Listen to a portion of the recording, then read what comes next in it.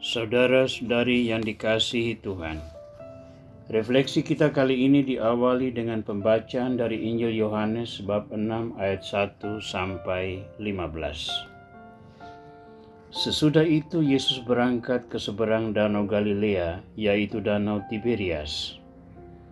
Orang banyak berbondong-bondong mengikuti dia karena mereka melihat mujizat-mujizat penyembuhan yang diadakannya terhadap orang-orang sakit. Dan Yesus naik ke atas gunung dan duduk di situ dengan murid-muridnya. Dan Paskah, hari raya orang Yahudi, sudah dekat. Ketika Yesus memandang sekelilingnya dan melihat bahwa orang banyak berbondong-bondong datang kepadanya, berkatalah ia kepada Filipus, "Di manakah kita akan membeli roti supaya mereka ini dapat makan?" Hal itu dikatakannya untuk mencobai dia, sebab ia sendiri tahu apa yang hendak dilakukannya.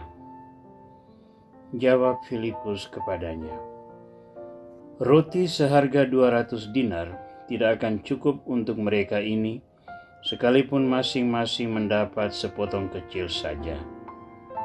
Seorang dari murid-muridnya, yaitu Andreas, saudara Simon Petrus, berkata kepadanya, "Di sini ada seorang anak yang mempunyai 5 roti jelai dan 2 ikan.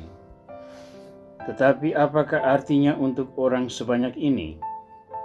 Kata Yesus, "Suruhlah orang-orang itu duduk." Adapun di tempat itu banyak rumput, maka duduklah orang-orang itu, kira-kira 5.000 laki-laki banyaknya. Lalu Yesus mengambil roti itu, mengucap syukur, dan membagi-bagikannya kepada mereka yang duduk di situ.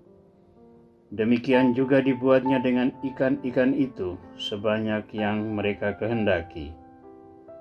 Dan setelah mereka kenyang, ia berkata kepada murid-muridnya, "Kumpulkanlah potongan-potongan yang lebih, supaya tidak ada yang terbuang." Maka mereka pun mengumpulkannya dan mengisi 12 bakul penuh dengan potongan-potongan dari kelima roti jelai yang lebih setelah orang makan. Ketika orang-orang itu melihat mujizat yang telah diadakannya, mereka berkata, "Dia ini adalah benar-benar nabi yang akan datang ke dalam dunia." Karena Yesus tahu bahwa mereka hendak datang dan hendak membawa dia dengan paksa untuk menjadikan dia raja, ia menyingkir pula ke gunung seorang diri. Tuhan Yesus Kristus, dengan kuasa-Mu Engkau menggandakan roti untuk menolong orang-orang yang kelaparan. Mereka berhimpun untuk mendengarkan firman kebenaran, penghiburan dengan janji surgawi yang membawa keselamatan. Semoga kami pun Kau anugerahi roti surgawi, sehingga kami boleh meninggalkan segala sesuatu dan mendharma baktikan diri kami demi pengembangan kerajaan-Mu. Engkau ya Tuhan yang berkuasa bersama dengan Bapa dan Roh Kudus, kini dan sepanjang masa. Amin. Saudara, dengan hati gembira saya mengajakmu untuk menaruh perhatian khusus akan peristiwa perbanyakan roti tersebut. Beberapa hari lagi kita merayakan pesta tubuh dan darah Kristus Yesus. Inilah pesta bagi semua orang yang beradorasi di depan sakramen Maha Kudus.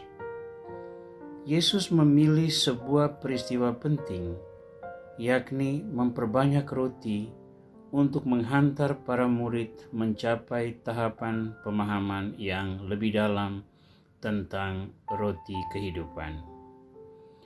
Saya bergembira boleh merenung bersamamu tentang mujizat ini, yang akan menghantar kita untuk mendalami nilai iman di dalam ajaran tentang roti kehidupan. Orang-orang telah datang kepada Yesus untuk mendengarkan penghiburan, karena mereka melihat sendiri karya-karya besar mujizat yang dilakukan oleh Yesus. berarti mereka membuka diri bagi Kristus dan menaruh harapan pada dirinya. Semua itu sudah merupakan satu langkah awal yang sangat berharga untuk diabaikan. Maka Yesus hendak mengisinya dengan lebih banyak peristiwa lagi. Dan kini ia menunjukkan kuasanya, bahwa Tuhan yang telah datang ke dunia ini berkuasa untuk memberi makan orang-orang yang kelaparan, berkuasa untuk memenuhi kebutuhan ragawi manusia. Dengan mengadakan mujizat, Yesus tidak mengajarkan para muridnya untuk bersantai-santai dan tidak bekerja, dan hanya sepenuhnya menunggu anugerah Tuhan dalam mujizat.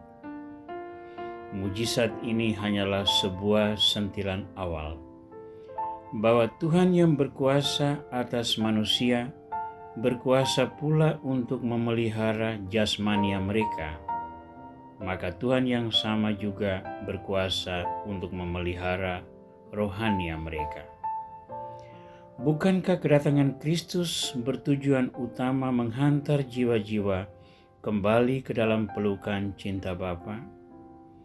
Dengan kata lain, raga manusia bukanlah tidak penting, tetapi raga hanyalah jalan menuju kesempurnaan iman. Maka pesan yang kita peroleh adalah, jika Tuhan yang berkuasa, yang kini hidup sebagai manusia, begitu memperhatikan kebutuhan ragawi manusia, betapa pula ia mementingkan kebutuhan-kebutuhan rohania manusia. Di sini kita diajak untuk menyadari bahwa Tuhan yang berkuasa tersebut memiliki genggaman yang erat atas kehidupan manusia, baik itu jasmania maupun rohania. Yang penting dari kita dituntut sumbangsi kecil yang bisa membuka jalan bagi Tuhan untuk melakukan karya yang besar. Setiap individu diciptakan dengan kehendak bebas. Ia boleh memilih untuk mengikuti Tuhan atau mengabaikan Tuhan, dan harus bertanggung jawab atas keputusannya. Yang dituntut Tuhan dari kita agar selamat ialah memberikan kontribusi kecil dalam perkara iman, agar oleh Tuhan nilai kecil tersebut dikembangkan menjadi sebuah rahmat yang besar, yang tidak hanya berguna bagi pribadi masing-masing, tetapi juga bagi sesama. Dalam peristiwa perbanyakan roti, simbol ini dimainkan oleh seorang anak kecil yang membawa 5 roti dan 2 ikan. 5 roti dan 2 ikan menjadi benih kecil yang ditaburkan Tuhan ke dalam ladang para murid, sehingga lebih dari 5.000 laki-laki, tak terhitung perempuan dan anak-anak, turut menikmati buah karya tersebut. Dengan kata lain, pintu sekecil itu pun dimanfaatkan Tuhan untuk menunjukkan karya-karya yang besar.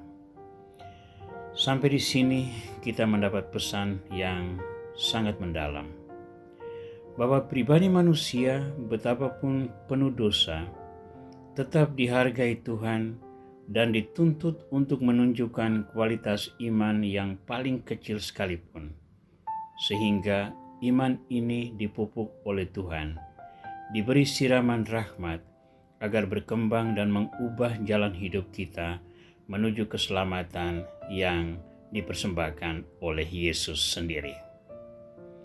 Maka saudara-saudaraku yang terkasih, para adorator di depan sakramen Maha Kudus berperan besar untuk menumbuhkan kualitas-kualitas kecil di tengah kehidupan komunitas Kristiani. Kita tidak hanya berdoa untuk diri kita sendiri, tetapi juga berdoa memohon Tuhan menaburkan rahmat belas kasih-Nya bagi seluruh gereja kudus. Maka tetaplah berdoa, karena itu adalah 5 roti dan 2 ikan yang bisa kita sumbangkan bagi kehidupan seluruh gereja. Dengan sumbangan kecil ini, kita berharap Tuhan membuka jalan dengan caranya sendiri untuk menghantar umatnya memahami makna roti hidup, yakni dirinya sendiri, bahwa keselamatan terletak di dalam tangannya. Semoga dengan itu banyak orang tergerak untuk mencintai Kristus yang bertakhta di dalam sakramen Maha Kudus, yang selalu kita hormati dengan penuh cinta, karena ialah sumber keselamatan bagi diri kita. Tuhan Yesus Kristus, semoga Engkau tetap mengadakan mujizat-Mu di tengah kami, dengan menumbuhkan kekuatan batin kami, agar selalu berdoa memohonkan roti kehidupan. Dan dengan karunia rahmat roti kehidupan itu, semoga gereja kudus-Mu semakin kokoh bersaksi tentang keselamatan yang disempurnakan hanya dalam persekutuan dengan Bapa Surgawi. Antarlah kami untuk mencapai persekutuan tersebut, dan jadikanlah hidup kami pujian bagi keagungan nama-Mu, kini dan sepanjang masa. Amin.